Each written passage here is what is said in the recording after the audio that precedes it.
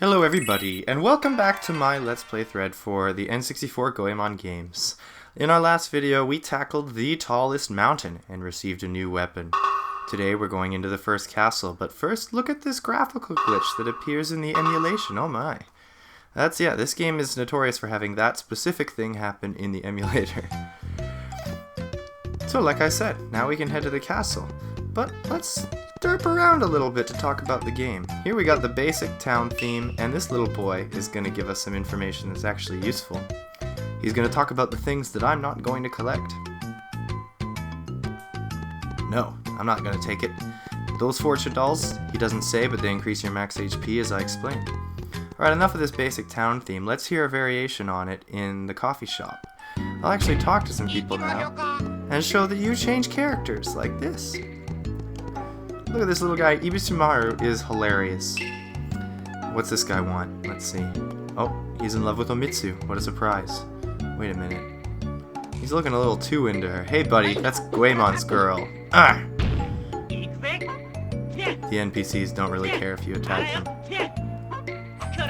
But Goemon will be damned if he lets this man make eyes at his girl.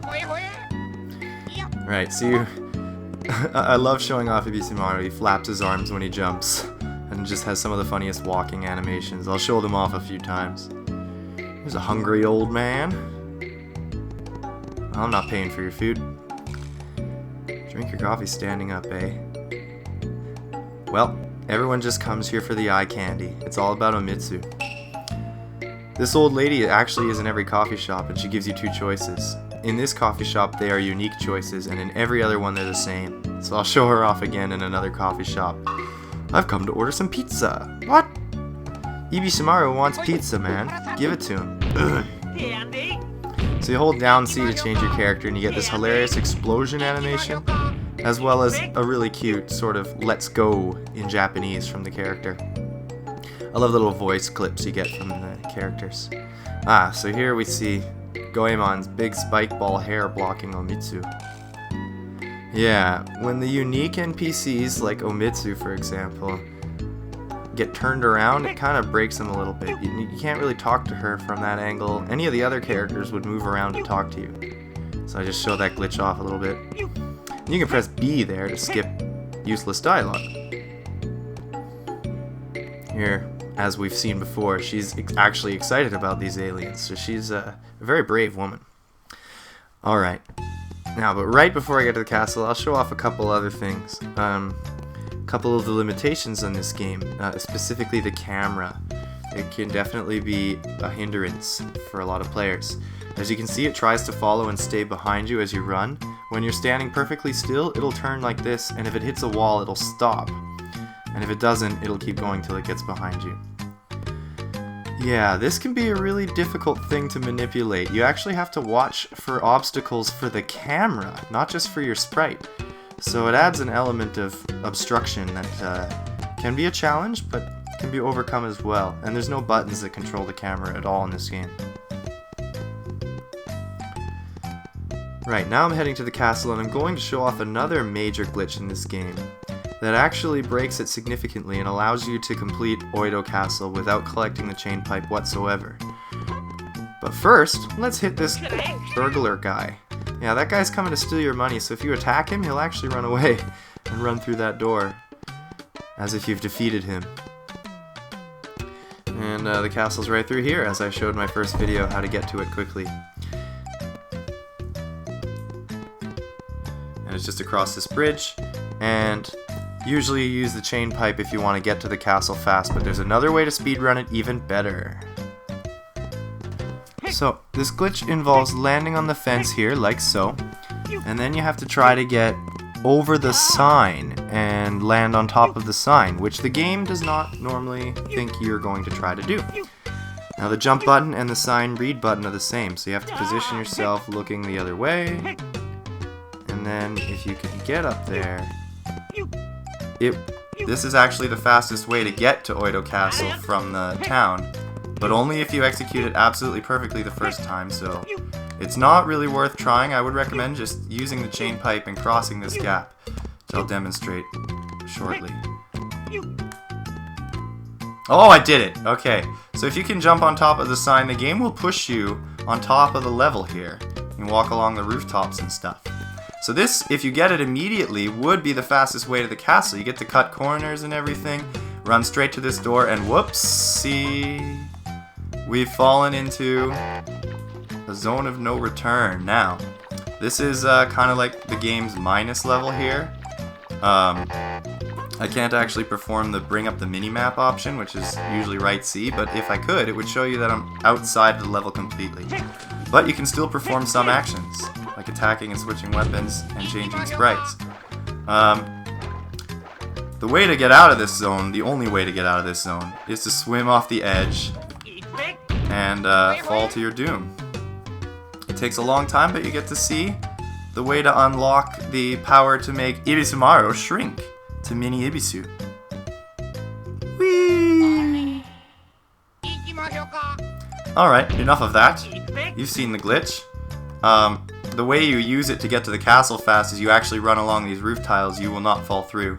And you can get to the castle quicker than actually using the chain pipe, like I said, if you execute the glitch perfectly the first time. So let's cross it the way the game intended us to, with the chain pipe here. And that is the chain pipe's kind of alternate purpose there. It attaches to the star block across a large gap, just as the dialogue indicated it would. It's sort of showing how you can get back up here if you fall. And if you hold the up button halfway through using the chain pipe, you'll sometimes land on top of the star block. And then you won't have to go around it or jump over it. It's faster that way. Let's see if I can speed run over this gap. There's a special way to do it. Yeah, there you go. Throwing coins will extend Goemon's jump in an absurdly broken way, and you can find lots of ways to jump over gaps this way. And that's actually how you beat Oedo Castle without using the chain pipe at all, and simply skipping the section where you earn it. You could get this far in the game, no problem. This music here features mainly percussion. Some of it might be traditional Japanese sounding percussion, but I like how it builds anticipation up to right before the castle starts. I don't know if you ever get to hear it again, but I guess we'll find out, won't we? Every castle features a sign in front of it that allows you to save your game before you enter. We'll do that. That should be fun.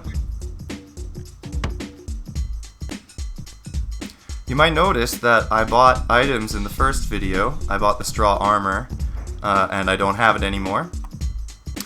And I have a lot more coins than I did. That's obviously because I saved in the inn before buying those items and then turned off the game without saving, so I have some more coins. I find that they're a little more vital in the early game to have some coins rather than the items that would just let you skip over a few sections of the game. In terms of you taking damage and skipping the animation, it's not that necessary to have them for this castle. Okay, I'm going to start the official speedrun right now. Alright, we are going to do this. First castle in the game is Transformed Oedo Castle. Switch to the chain pipe and run through the first room. Yep, the castle's been transformed by the evil mystery man and mystery woman. They shot it with their peach-shaped UFO, and it turned into this hideous abomination. Actually, it's quite spectacular in my opinion. I do like the way this level looks, and the only reason we're going to want to change it is because it's not the way the Lord and Lady wanted it in the first place. Also, it's riddled with enemies and booby traps and such, so I think we'll have to do something about that. We're going to enter the first room in the game, where the objective is to kill all the enemies on screen in order for a key to appear. This requires using projectiles in such a way that have nice aim and blow up the enemies really, really fast. That's how you speed run this room. Boop. So don't worry about me speedrunning the castle. I'll run back through it after I'm done to show off all the rooms and the things I don't get to, such as this elephant back there. What's that about? We'll see later in post-commentary. For now, more speedrun, and these golden shells are atrociously broken. They really restrict your jump every time, so I recommend using the coin jump if you want to get it on your first try. They really slow your jump. Now that silver coin, silver key I got earlier when I killed all the enemies, coming in handy now. And we're entering another room where you're going to have to kill a certain amount of enemies before the key appears. And these enemies are tiles that come out of the ground. if you just jump and throw and whatever, just create a pattern for yourself and jump and throw and jump and throw, and you'll kill enough of them for the key to spawn, and hopefully you'll be near enough to it that you just want to jump and keep going. A bit of an awkward part here, you turn right, might be counterintuitive, and walk through a long hallway filled with dangerous enemies. It can be tough to cut the corners here without getting hit, so you gotta sort of keep your eye on the enemies. And now we come to another room where you have to kill them all to get a key. This one introduces a new enemy that I barely showed on screen. It's the light blue jumping enemy. There it is. Didn't get the chance to see it jump, but they jump.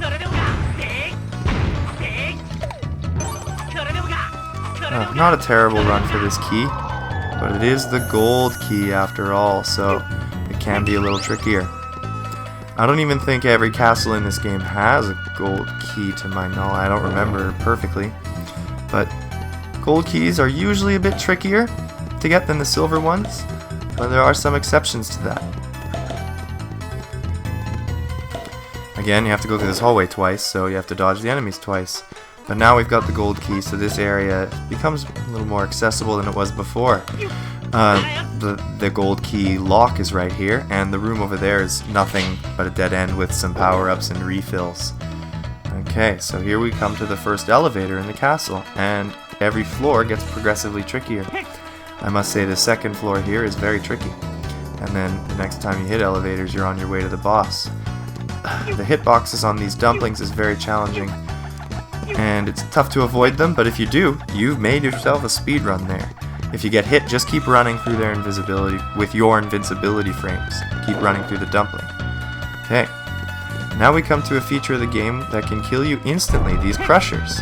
One of two sections of the game, two rooms basically in the game, where you can lose a life in one hit. No other real chance of that happening for you in the game. Oh, and there, that's how you speedrun it.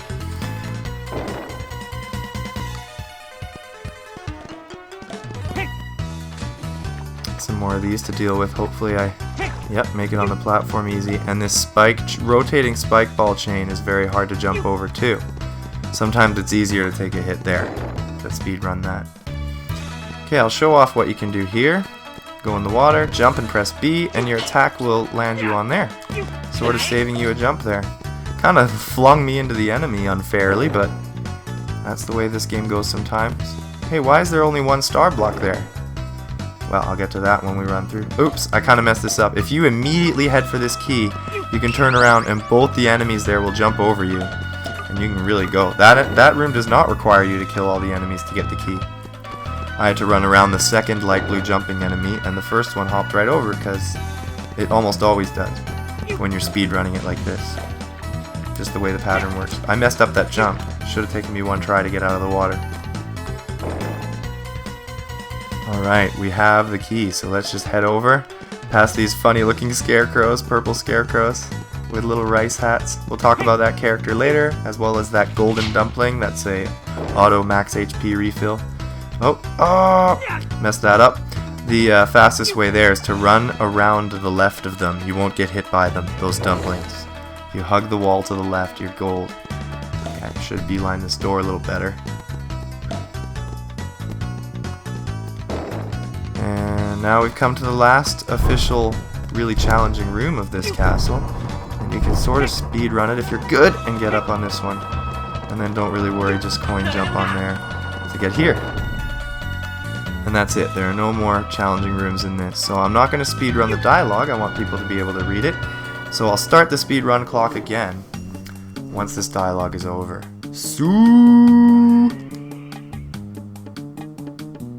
Here we get to hear Baron's theme in its full form. And Baron here. His music is kind of heard in the opening cutscene. There's a variation on it. The opening cutscene kind of has a through-composed cinematic soundtrack to it with various music thrown in.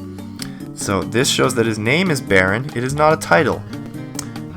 His name is Baron. The names of these sort of enemies tie in a little bit. He's explaining what the cunning plan was of the mystery man and woman. Eecheemachockaww getting his 2 cents in here. Flinging an insult there. That's no good. It's dishonoring him totally. Uh-oh.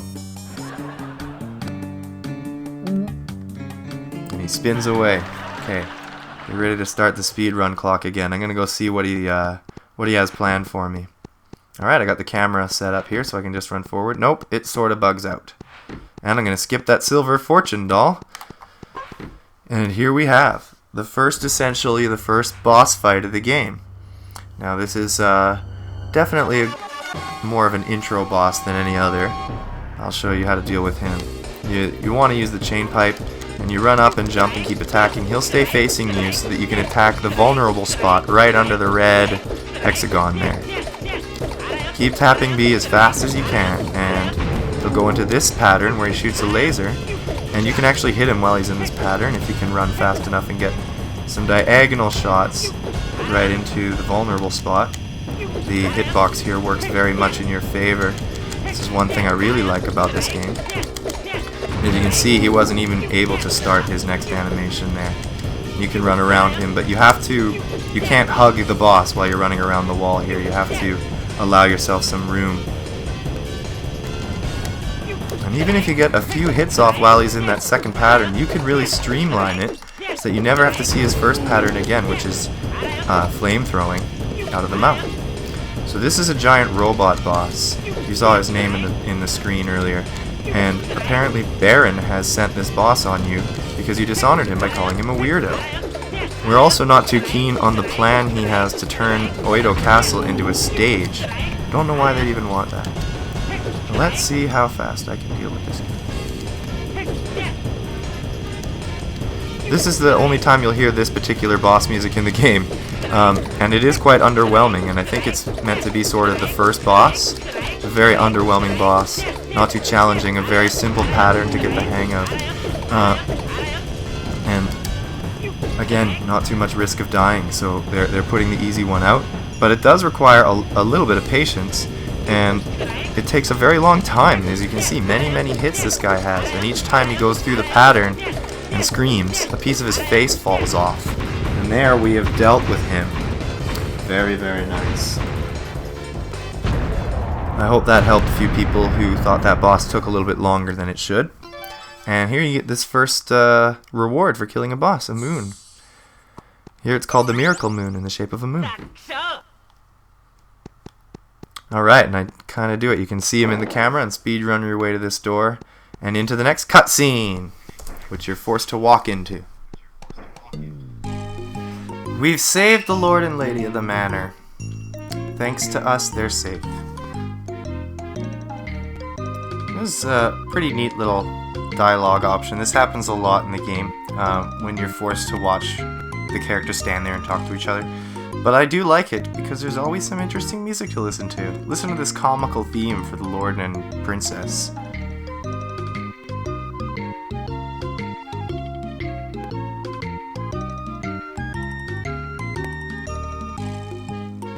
I love that the themes are inspired from Japanese culture. Lots of use of the pentatonic scale, where there are no two notes too close to each other to create any crunchy sounds. It's really beautiful. But it's also very whimsical and humorous with the funny clicky sounds in the back and the doink thing. Here you're given an option. If you decline his request to save the country, you get this box, and you're forced to read it every time. Every time you refuse to help him. It's indefinite. You cannot progress until you agree. So let's agree.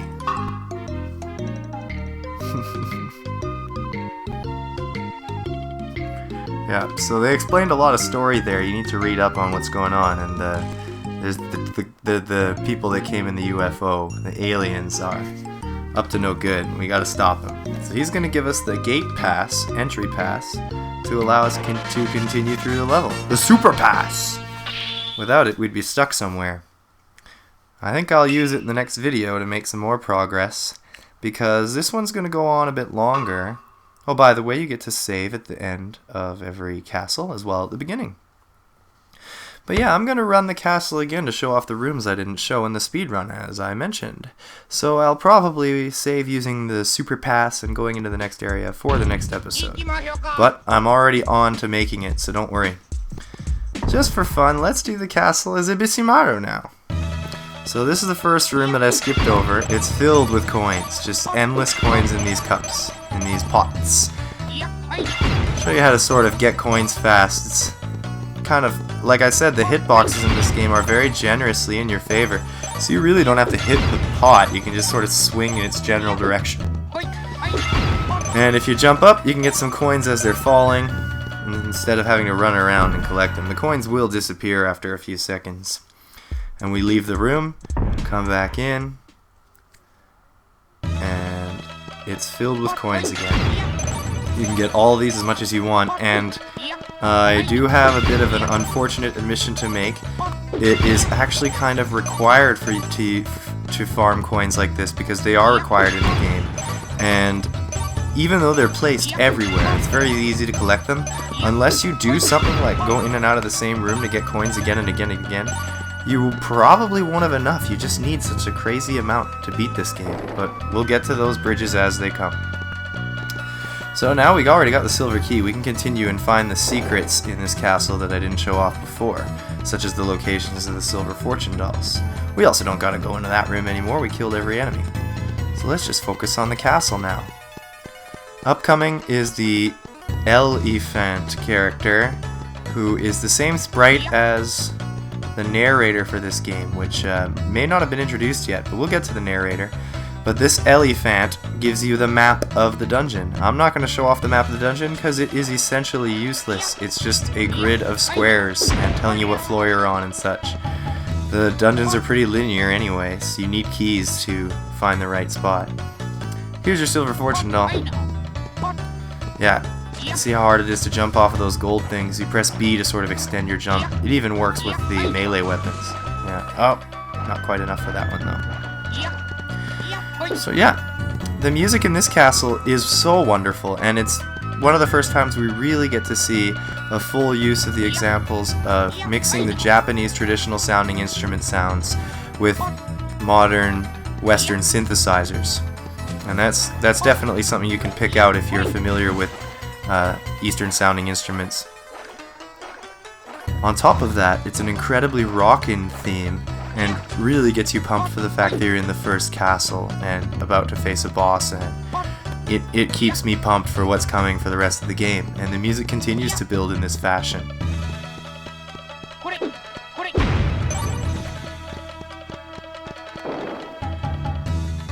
One thing I love about eecheemachockaww is while he's running, it looks like he's given a double windmill punch to the air. Just rotating his arms like he's wailing on stuff. Here you can see the tiles come out of the floor properly, instead of speedrunning them into oblivion. Still pretty easy to dodge those tiles. And we don't need to go to the right this time, since the gold key door is already open, but now we will have to use the chain pipe, and I can show off that room that contained power-ups that I didn't show you before. Not incredibly amazingly interesting, but every room in this game is quite beautiful. A nice 360 jump with eecheemachockaww there. And I also show off that you can't move or turn while using the chain pipe, and that can hinder you in some ways. There's the golden dumpling, refills you back to max health, and this pot had extra coins in it. 5 coins instead of 4, and each coin is worth 5 ryo, so you collect a lot. Still not enough though, especially if you're like me and you want to buy the optional items from the stores. I'm going to be doing that, so we'll spend lots of coins, but don't worry, I'm not going to show you any of my farming for coins. Alright. This is where the gold key door would have been. So we continue on through the elevator. Now we've mostly seen everything there is to see in the castle, so I'll do some jump cuts to save time. So now we're in the room with the crushers once again, and I completely skipped over this door in my speedrun, just to the left. There's a silver fortune doll in here, and some funny guys that do a flip when you hit them, and then explode when you hit them a second time. So be sure to dodge that radius, and then their taiko drum projectiles can be a bit annoying too. Fortune doll here, we don't need it, just do some jumps around here for victory's sake. And head to the rest of the castle. I love the walking animations on eecheemachockaww, as I mentioned. When he slows down, he skips, and then he slows down more, he sort of struts. I'll show them off in more detail later. Okay. So I don't know why you'd ever want to go around that spike ball trap at that side. I mean, it's completely unnecessary when there's that golden shell there. Okay, so we already got the key, so we can bypass this, but wait! Wasn't there something weird going on in this room before? Oh yeah, we'll get to that. It requires the chain pipe, I'll tell you that much. Do that trick again. I just like doing that. And do you guys remember what was back here in my speedrun? It was a blocked off room. Yeah, there was just one star block and then a big wall. That supposedly was the boss's head. Well, that ninja just came out of nowhere. Let's see what I can do about him. If you're careful and precise, you can actually knock these stars back at the ninja. So there it looked like I just hit it, but it's possible I knocked the star back at him. I'll get it at least once in this video. Here we got the secret room that you get for beating the boss and backtracking. It's required to backtrack to find this room. I'm not sure if these coins are configured in any kind of artistic way. Someone let me know if you know whether they are. And I'm sorry, but I have to make this joke. This game needs to stop putting the pussy on the pedestal. Huh? 40-year-old virgin? Okay. Yep, there's another silly fortune doll for you if you want it. On a pedestal. Usually reserved for keys, but certainly cats can go up there too. I think I derp around a little bit with the ninja star thing. I really wanted to show that you can actually deflect them. But what ends up happening is I deplete my HP down to the point where I will die in one more hit. Just about here. Oh, only one more hit. But you did hear that ricochet sound, which means I got it. Technically. I don't think it'll matter that I only have one more hit. It's still a pretty easy game. No need to be in here, we already got the key. Just let the enemies jump over us and be on our merry way. So as you can see, when you're exploring the castle and such, and not speedrunning it, you can just find little things and enjoy the enemies and try not to die. And it's pretty easy not to. I sort of stood in front of that one enemy waiting for him to throw his attack at me and took hits, so... You can do stuff like that too. Have fun with the game. Here's a silly enemy. Get a regular dumpling and the golden dumpling, which heals you. Now this arrowhead guy, as I mentioned, if you get the elephant, then you get him. All he does is put a little skull icon on the top or bottom floor of the castle, depending on which one the boss is in. So it's just a linear. In this one, the boss is on the top floor. And so like I said, the castles are linear, the maps are useless, and they're not 100% linear, like I said, but you need keys to progress, so you don't need a map. Anyway, we'll do another jump cut here. So, last time I entered this hallway, I went straight to speedrun it, but if you go to the left, there is a little bit of health. Oh, and spawning ninjas! There's also a coin pot, which is filled with ninja stars at the moment. Okay, this time I'm gonna get a star for sure. Look at that, right in the ground. It's just kind of interesting that you can do that. I find it fun, and that sound effect isn't heard very often in the game. A little pa-choo! Although the voices are where this game is hilarious, at its most hilarious. So that's pretty much it. The rest of the castle's the same, except the boss is no longer there, just a big empty room. So that'll cover it for this episode, and after this we'll face our next boss right away. Most castles involve two bosses, and the second one in this case actually requires you to play onward a little bit and use the super pass that we got earlier and everything. So I hope you stay tuned for that. I've already gotten started on it, so it should be soon, and it should be fun indeed. Thanks for paying attention to this one, and I'll see you in the next part.